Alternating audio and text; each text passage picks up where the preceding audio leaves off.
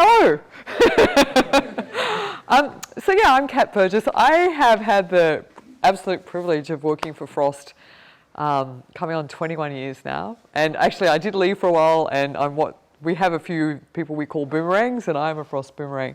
And I guess one of the reasons why it's great, I feel, to be here is you can have a really long and happy and a great career in creative industries. And when I actually studied journalism, I didn't know that I would end up in design. And I remember when I was in your shoes, I was petrified. I thought I would never get a job. I thought I was unemployable. And I think it's really great to have events like this where you break down that barrier between what it's like being out there in the workforce and what it's like, being a student. In reality, we're just as human as you are. So, it's a real privilege for me to come and talk to you today. And so Frost, what's it all about? So we do, I love working at Frost. I mean, our whole, let me make that move.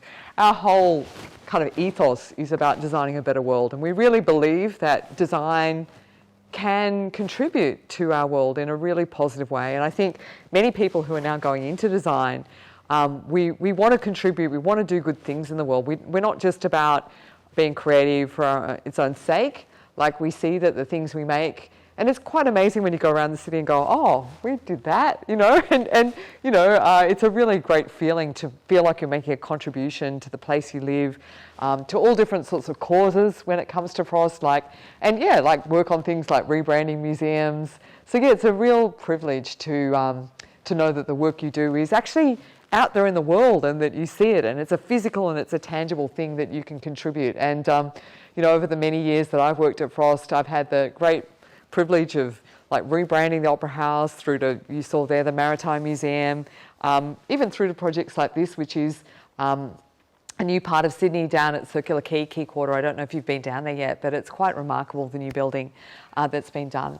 So I thought I would talk a bit today about just breaking down that barrier between what it's like when you're working in a design agency or a creative agency and what it must feel like for you right now, where you're kind of trying to step out the door and get into a career in design. And I mean, I'm going to cover some of the same topics as the other speakers, but hopefully with my own spin on it. The first thing I think that's really, really important is do your research. Find out a bit about the agencies that you think you might want to work for.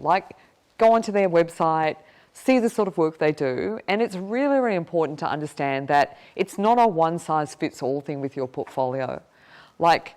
We want to see that you understand the sort of work that we do, that we think is important, whichever portfolio it might be. And this is kind of really true. We want to know when you come to us that you kind of get us, that you understand the sort of work that we love and that you're part of that. And each agency is very different in that regard.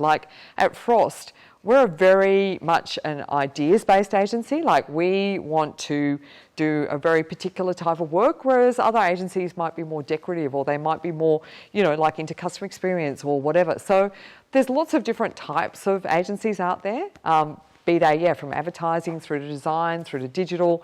I think it's a really good thing when you're leaving study to aim for the thing you really want to do. Not just compromise. I was very lucky when I left uni, I had studied journalism, and I don't know, it was by pure luck, I ended up working as a journalist in Channel 7 News, and that was my dream job. And I always consider that getting that job at that point in time, it made a huge deal of difference to me, that I felt like I got into I wanted to be in TV and I'd got into TV, but also that a lot of that kind of fear that I had, that I thought that would be impossible when I was studying, actually was much more possible than I thought, particularly once I'd figured out that was what I wanted to do, So take a bit of time and aim high and aim for what you really want to do. And I say that because it happens all the time to me now when I'm in a position of employing people, that I have lots of people come to me and they'll go, oh, look, I left uni, I was just desperate to get a job, and I took a job working for, I don't know, doing ads for Kentucky Fried, or not dissing on them, and now I don't know how to get back into a design agency because I've been working client side, but I really always wanted to be somewhere like Frost or Re or whatever, but because when I left uni I didn't I didn't go on that path. Now I don't know how to get back on it. So aim high, but make sure that when you want to approach those agencies, that you show that you've invested the time to find out about them. Okay, this next one, you'd think it's really, really obvious, right? But you need to be good in all the programs. You need to, like one of the things that I see and where I often find TAFE graduates are a lot better than from some other institutions is, you've got to be really fast on Illustrator, InDesign, Figma, all of these things, you've got to be really competent in them. Like when you become an employee, it's not, like our expectation is that if we give you a map to do in Illustrator, yes, you're going to get a degree of guidance or whatever, but you've got to be able to use the programs. So the faster you are, the more invaluable you are when you enter an organisation. So, we're looking for people, and that's not to say that you won't get mentored and you won't get supported in learning, but if you can't kind of be competent and know your way around the core programs, it's kind of like you don't have your tools in your box, right? You can't actually even start to get your ideas on the page until you're really, really good at using all the different kind of programs that you'll need to be able to use when you're in an agency. And I've got to say that one of the most talented people that I work with, he's an ex-magazine designer, and when you do a magazine, like you do something like 100 pages in a week. Like it is incredibly fast. So I think one of the challenges that I see a lot of people have when they come into an agency is they're just not used to working fast. They're used to be given long periods of time to come up with a solution to an assignment, and then they get into a working studio and it's like, you've got a week from go to woe, to do an identity, for example. So get used to working fast, like even set yourself pretend briefs where you only give yourself a short period of time, and make sure that, as I said, like with that magazine designer, he was just so fast. Like he didn't have to think about, what's that shortcut key or anything. It just comes so intuitively to him that he could focus on the design, the ideas, rather than focusing on like, how do I actually do that? Like figure it out.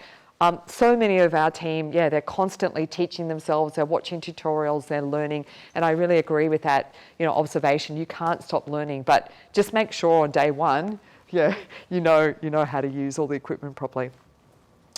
I think this has kind of come up, but network relentlessly, I've said here, because it really is true. Like I believe for many people in their careers, the way that you get those careers is not usually through an ad.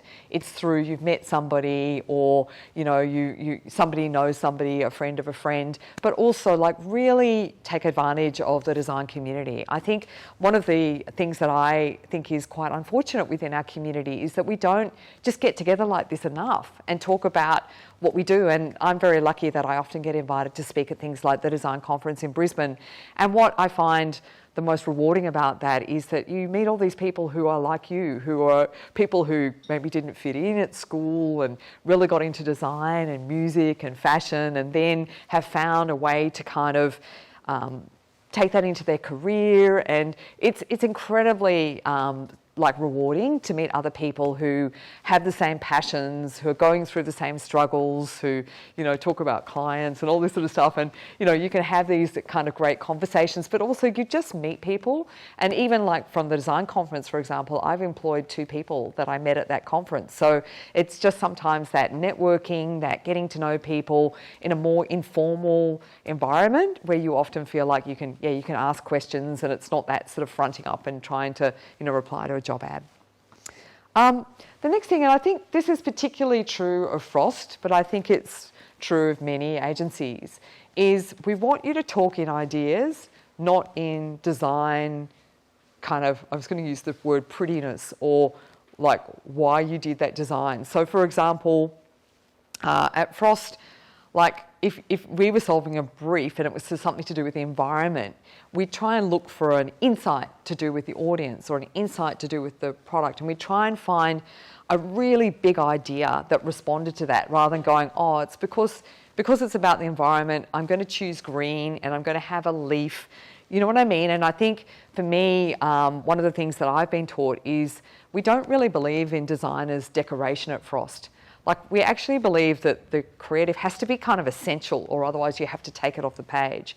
So, I mean, I know our work has a very particular style, but we really believe in the power of the idea. You have to have a strong idea, and that idea has to be fundamentally about responding to an insight that is how you're going to try and reach an audience. Because if you're not trying to communicate, it's just art for its own sake.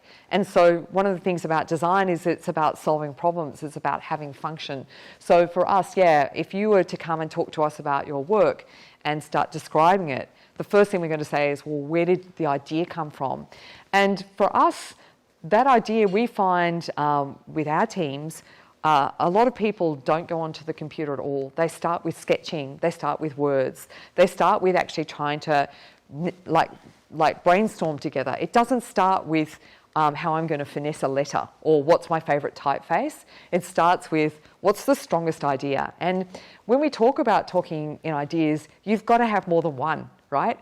Because once you're in an environment like ours, like, it really becomes all about the best idea wins. And you can be a junior designer, or you can be a creative director, or you could be, you know, anywhere in that hierarchy. You can even be in client service, I hate to tell you, and you might have the best idea. And the ethos of where we work is the best idea wins. But there's a real truism that your first 10 ideas, probably somebody else has had them.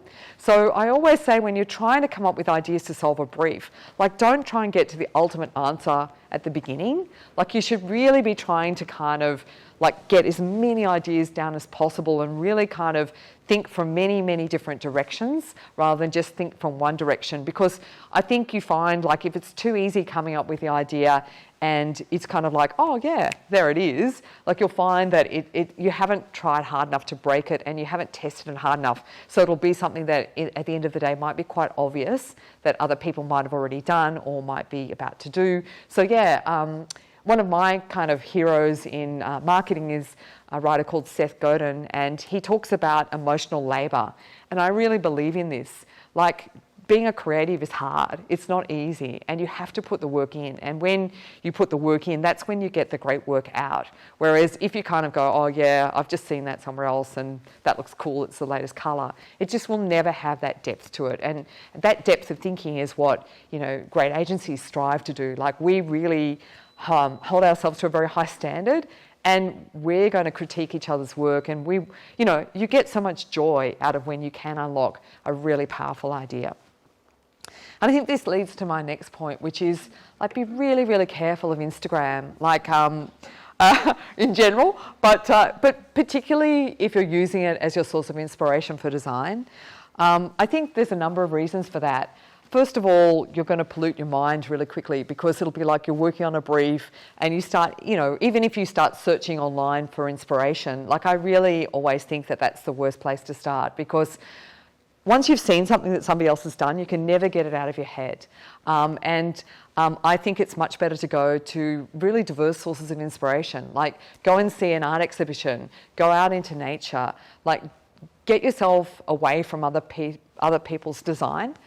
Why that's really, really important also is that when we see student work, often you see really, really strong memes coming through that work. Like, you kind of go, oh, that's the latest thing that young designers think is cool, and everybody's work feels the same. And for me, I kind of go, well, that defeats the whole purpose of being a designer, because most of the time when you're a creative person, you have this thing inside yourself where you love to create. Like, you either love to draw, or you love coming up with words, or you love to come up with ideas. So why wouldn't you want to tap into that, like, magical, and I think it is magical, gift you have inside yourself? Like, it's really selling yourself short to kind of like just draw on what you see is cool somewhere else. And, you know, at the end of the day, it is also like, while imitation is the greatest form of flattery, it is actually like really it's very upsetting, like for us sometimes as an agency, where you put a lot of effort into creating something and then you see somebody else copy it. Like, it feels quite discouraging, but also you just kind of go, well, why would they do that? Like, because that's not what the joy of creating is. The joy of creating is creating something for yourself. I think it's really, really important. Like, I always have felt my whole life like a bit of a reject and a bit of a misfit. And like, I feel like I feel really lucky. I feel like design studios are the homes for all of us, right? Like we can go there and like one of the things that we do at Frost is we try and employ really, really different types of people. Like we don't have any one particular mold. We try and go, well, that person, you know, is like this and this person's like that. And we try and mix up very different types of people because, again, you don't want everything to just be heading towards the same normal. And so, you know, if you're going to see someone in an agency or whatever, like, yeah, be yourself. Like, don't pretend to be somebody else. Like be really authentically you and talk about what your passions are and like really kind of show, you know, the alien inside. Because, you know, that's kind of what makes you special. So it's really important to feel very confident that, you know, you don't want to ever come across as arrogant. And I must say, sometimes it kind of surprises me where you get young designers who think they're going to kind of be a creative director from day one and they don't understand that, you know, there is real benefit in being humble, but you also want to be confident and you want to kind of, you know, I guess one of the benefits of as you grow older and get grey hair is you kind of learn more and more that the more you kind of like yourself in life and the more that you kind of feel happy with who you are, like the more that the right doors open up for you because you're just kind of pursuing what you love, you know, and that's kind of what it becomes more and more about. So yeah, so follow up. Like if you send a CV in or a job application or whatever and you don't hear back, like sometimes we're just really busy. And I know that seems strange, but sometimes like people might send me a message on LinkedIn or whatever and I just might not have seen it. In fact, that actually happened. I have a mentee who I've been mentoring for 3 years and she sent me this. It was like this long email saying, you know, you're my hero, which is quite weird, or whatever. And she said, would you mentor me? And I'd actually been on holidays and I hadn't seen her email. And I found out later that she spent a week like really tormenting herself going, oh, she's never going to contact me. Like sometimes we're just busy. So yeah, do follow up. But just watch for, don't become a stalker. It's kind of, it is a tricky kind of space to tread. But you know, it's good to kind of keep your own respect, I think, as well, and know that you're equal in the relationship with an agency. Like you're not just sort of like this fan. You're someone of value, and you know, every agency should value you just as much as you value yourself. So yeah, it's tricky. Like you know, probably once you've followed up a few times, it's time to move on and find the next person to haunt, you know. So yeah, ask for feedback. Like I think that was mentioned before. Like I've got to say, like I'm always like, we you know, that wall often seems like it's there, but I love talking at events like this. I would always be happy. Like people have come in at times and just made an appointment to come in for us to have a look at their work and say, you know, maybe you want to think about this, or you know, in how you've put your portfolio together. Maybe, you know, like the way you're organising it could be better. So yeah, I mean, we can only be a strong industry if we invest in people like you who are kind of on your way into the industry. So a lot of agencies will, just do a portfolio review. Like we do portfolio reviews all the time for places like this. So yeah, ask for feedback, and then I know it's hard, but you kind of got to listen to it too, you know, and without kind of finding it something that might hurt your feelings, like listen to what people are trying to explain to you and why they might be seeing that you could improve in certain ways. Do an internship. Like a lot of agencies offer internships like we do, and often it's part of your training that you do an internship. But something that I feel really strongly about is you shouldn't really working for more than 90 hours for free. Like if you're studying and your training involves an internship, and sometimes for different degrees that spans a different amount of time, then that's absolutely fine. But for me, as I said, like when you're actually working for an organisation, there's an obligation, I believe, to pay people. And there are actually like really clear guidelines around this on the AGDA website that explain what appropriate internships are. So yeah, make sure that you don't end up in an abusive relationship. Make sure that you set out very clearly at the beginning to, is there a job opportunity in this for me? Because I think that that's really, really important to know, well, am I interning to add to my skills, or am I interning thinking that if I work really hard, for 3 months and don't get paid, that they're going to give me a job at the end of it. Like, make sure you've asked those questions at the beginning. Like, definitely where you're at, it's quite good to sometimes intern in a few different organisations, like go into a few different agencies. So we've had that a lot of times where someone's, been at RE and then they come and do some time at Frost and then they go somewhere else, particularly just as that research of going, well, would I really like working here? What's it like, on the other side when you're actually working within an agency. The last thing, like, stay positive. Like, at the moment, there's more employment than ever in creative industries. Like, there are so many jobs out there because obviously what's happened is there's a massive skills shortage at the moment. So you've already got skills right now that make you employable. And I think, like, I can only speak from my own experience. Like, when I left school, I thought that everything I was doing at that point in time, like my HSC and then studying and everything, I thought that was kind of setting me up for life. That I didn't want to make a mistake then because, I may not be, I don't know, that I may not get to have the life that I wanted. Like, I always say it's much better to try and solve for right now. Like, find the job you think you want to do now. Don't worry about the future. It will look after itself. Like, your career will go in many different twists and turns, as our other speaker has said. Like, I've been a journalist, I've been in public affairs, I've been a brand strategist, now I run a part of a design business. So I've done lots of different things along the way, and that looks after itself. Like, make sure that you're doing things that make you happy now, but also make sure that you kind of have the confidence to kind of figure out, well, what do I really want to do, and try and have those opportunities.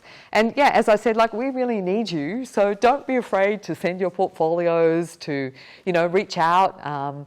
Definitely, like, do things like make friends on LinkedIn. At Frost, we used to have like monthly events. I think we're coming back to them, post-COVID, of them being like every few months now. So, jump on our website, become part of our email mail out, and then, come to some of our events, meet people. Like, our industry needs people like you. And so there's heaps of opportunity right now. So just really go for what you want to do, and there'll be heaps of opportunities out there. And finally, good luck. I'm sure that you'll all do really well. And as I said, just really stay true to your own dreams, and it'll all happen for you. So that's it. Thank you. Oh, yes, you need this. Yeah. Oh, yeah, questions, right. Are there any questions? Sorry. Not for you, now. Yeah. Oh, sorry, camera. Did you have any questions? So, like, feel free to ask questions. Like, as I said, like, we're not, I'll try and answer it. How did you move from journalism into graphic design?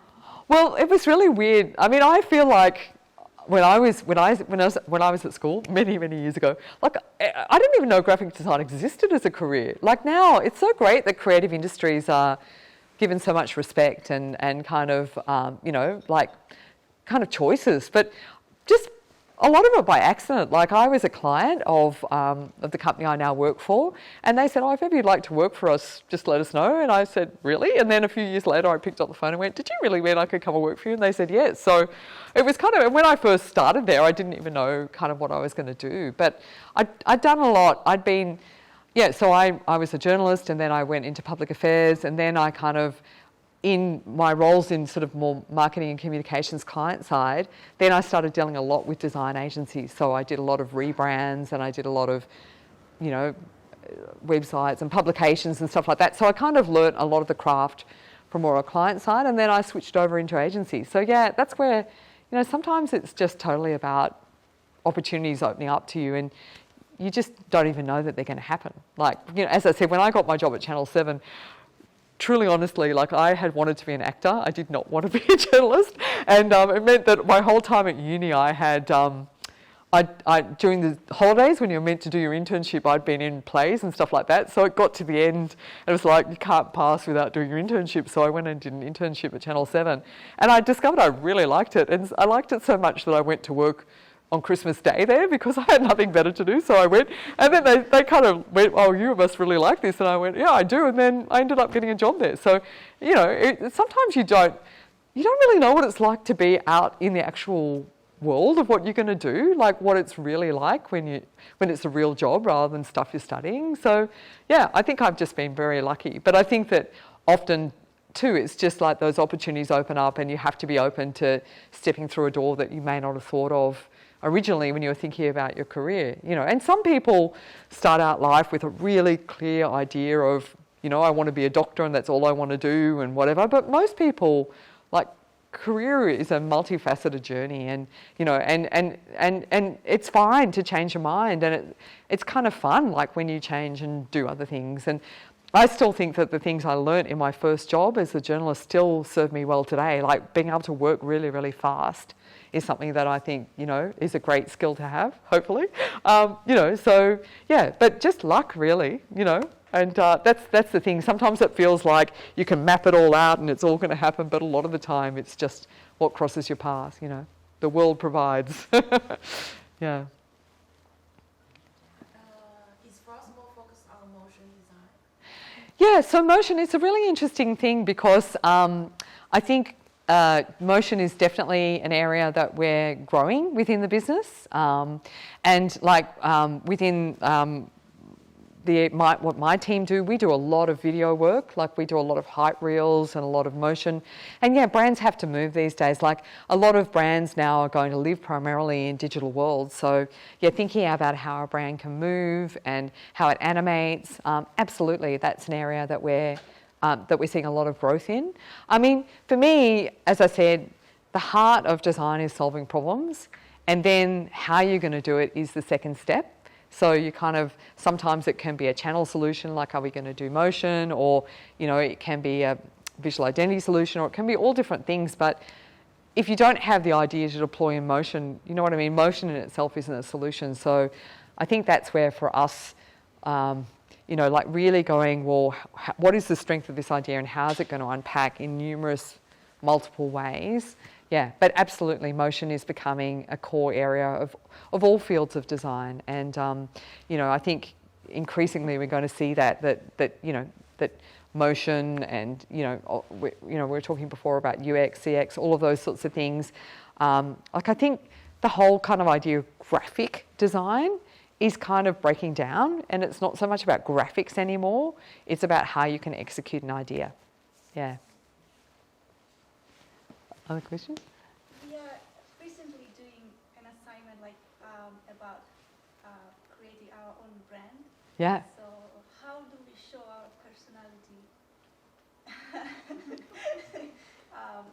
when we want to show what we are, like through Yeah. our logo, or like I find it like very intimidating. So you have any Yeah, advice? my brand's my fringe. It's so funny. It's like one of my clients said to me, "You're never allowed to get rid of your fringe." I only got this about, I don't know, I was about to say only about 15 years ago. It covers a whole lifetime of misadventure.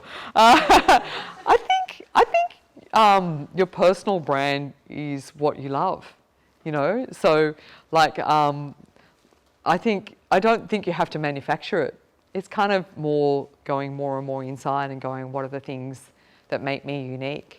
And I know, like the things that make you unique when you're young are the things that often make you feel different, you know. But the older you get, you go, they're the things that make me great because that's who I am as an individual.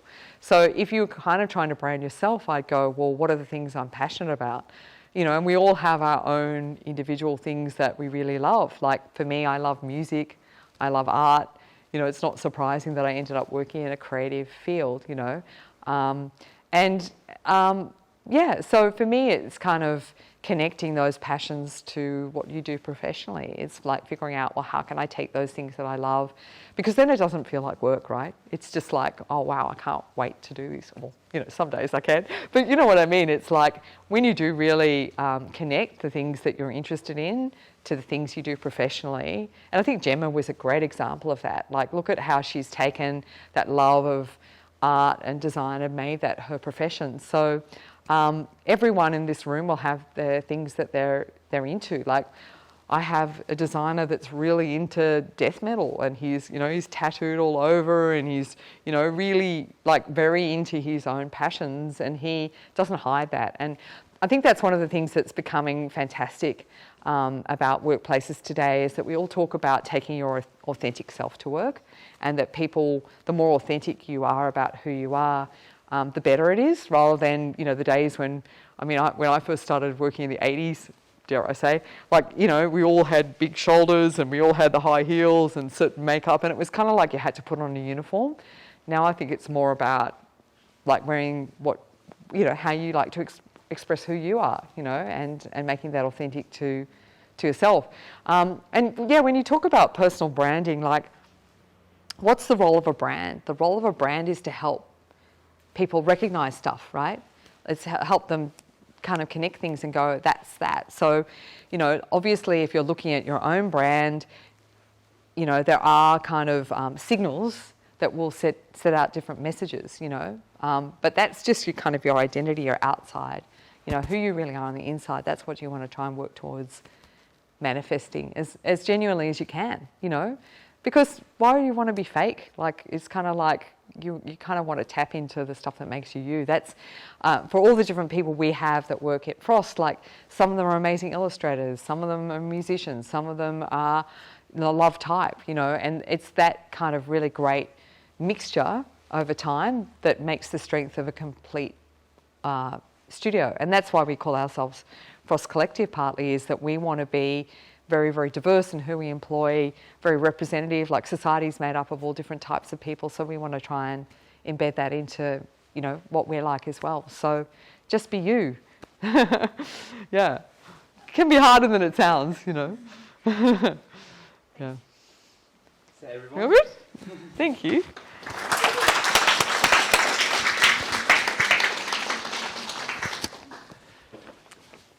That was wonderful, Catriona. I was going to say Gemma for a sec. That was wonderful, Catriona. Nailed it. All right, everyone, round of applause for these guests for their hard work and their presentation. Spot on. All right, everyone. Hope you all have a good night and adios.